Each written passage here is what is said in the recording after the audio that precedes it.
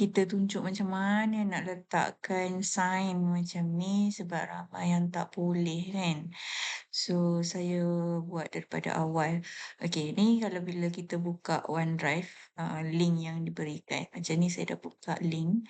Kemudian pergi dekat edit, sesetengah dia boleh open in app. Tapi saya punya tak boleh.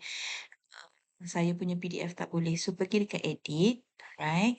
Then pergi dekat watermark.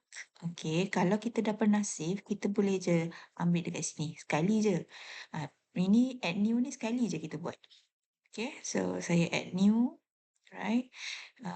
Boleh pilih dekat sini. So, kalau macam saya letak check by ni, saya letak dekat tengah-tengah lah.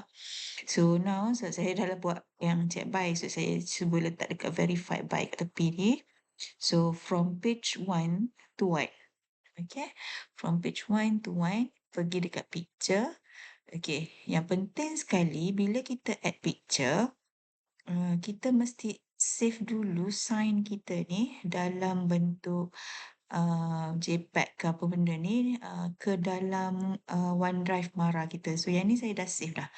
Okay, so saya ambil yang ni, saya dah save. Okay, select. Okay, dia keluar macam ni kan.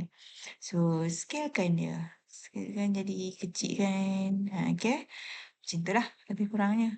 So from page 1 to 1, transparansi pun kalau nak ubah pun boleh. Okay, kemudian kita apply. So bila kita apply, dah keluar kat situ. Watermark apply successfully. Dan kita boleh save lah. Yang ini saya tak save lah. Okay, right. Itu je.